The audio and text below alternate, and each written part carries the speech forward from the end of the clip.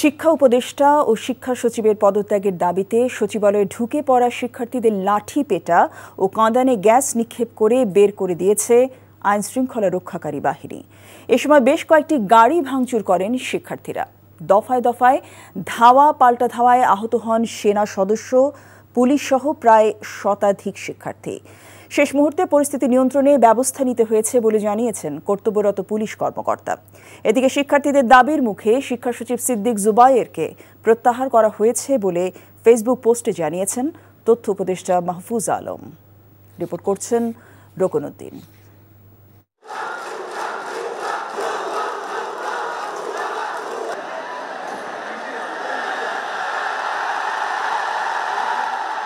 মঙ্গলবার বেলা 4টার পর সচিবালয়ের ফটক খুলে ভেতরে ঢুকে পড়েন শিক্ষার্থীরা।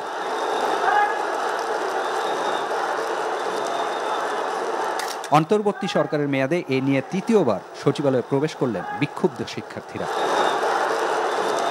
এর আগে বেলা 2:30টায় সচিবালয়ের 1 নম্বর ফটকের সামনে জড়ো হন প্রায় শতাধিক শিক্ষার্থী। এ সময় বন্ধ করে দেওয়া হয় সচিবালয়ের সবগুলো ফটক। রাজধানীর মাইলস্টোন স্কুলে হৃদয় বিদারক ঘটনার পরও সময়মতো এইচএসসি ও সমমানের পরীক্ষা স্থগিতের ঘোষণা আসেনি উল্লেখ করে শিক্ষা উপদেষ্টা ও শিক্ষা সচিবের পদত্যাগ দাবি করেন তারা। তাদের সাথে যোগ দিয়েছিলেন সদ্য প্রকাশিত ফলাফলে অকৃতকার্য হওয়া এসএসসি পরীক্ষার্থীরাও। দাবি খাতা পুনর্মূল্যায়নের। সিকিউ এমসিকিউ মিলায় একসাথে পাস দিতে হবে, তারপর হচ্ছে গ্রেস মার্ক বহাল রাখতে হবে। শিক্ষার মান তো আমাদের রেজাল্ট খারাপ করার মাধ্যমে উন্নত করা যাবে না নাকি? এ সময় বেশ কয়েকটি গাড়ি ভাঙচুরের ঘটনা ঘটে। তারপর অ্যাকশনে যায় আইন শৃঙ্খলা রক্ষাকারী বাহিনী, সাথে ছিলেন সেনাবাহিনীর সদস্যরাও। শুরু হয় লাঠিচার্জ।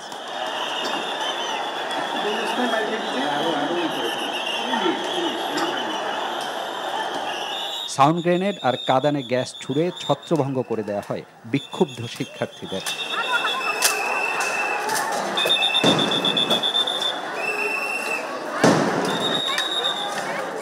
দফায় দফায় চলে ধাওয়া পাল্টা ধাওয়া।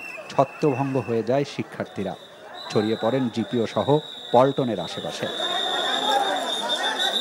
ছেলেপেলে যখন আর ঢুকছে গেট দিয়ে ঢুকে আইসে আর কি এই গাড়ির উপরে ইট পেটকিল মারিয়ে উপরে উঠে দাবাই এই গাড়িগুলো ভাঙছে। এখানে আমাদের আশা করি যে আমাদের প্রধান উপদেষ্টা অবশ্যই এখানে আরো নিরাপত্তা জোরদার করবেন।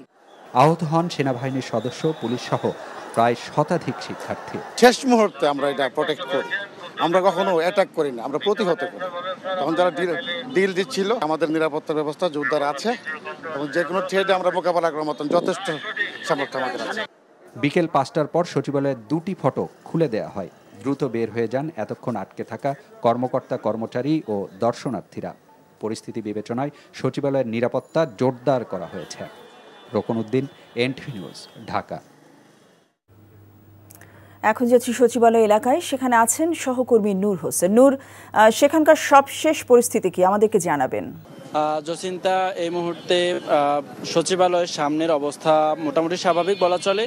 আন্দোলনকারী শিক্ষার্থী যারা ছিলেন তারা সন্ধ্যার পর আর এই জায়গাটিতে আসেননি। তার আগে কয়েক দফা পুলিশের সঙ্গে, আইনশৃঙ্খলা রক্ষাকারী বাহিনীর সঙ্গে আন্দোলনকারী শিক্ষার্থী যারা এখানে এসেছিলেন বিভিন্ন দাবিতে, তাদের সঙ্গে বেশ কয়েক দফা আসলে সংঘর্ষের ঘটনা ঘটেছে, ধাওয়া পাল্টা ধাওয়ার ঘটনা ঘটেছে।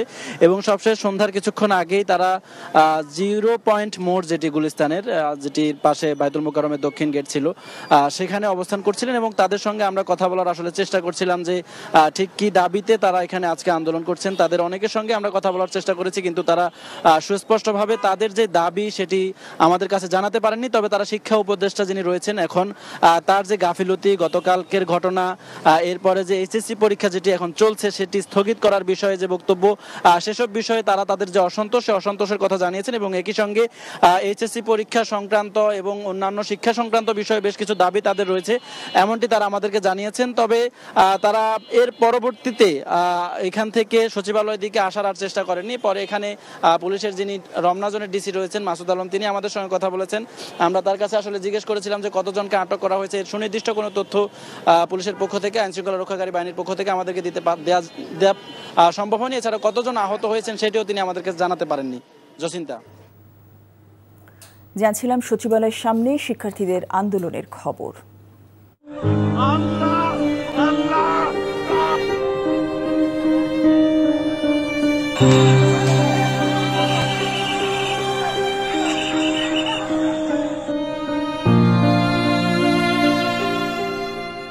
বান্ডেল থাকলে প্রতি সেনমানিতে টাকা বাঁচবে।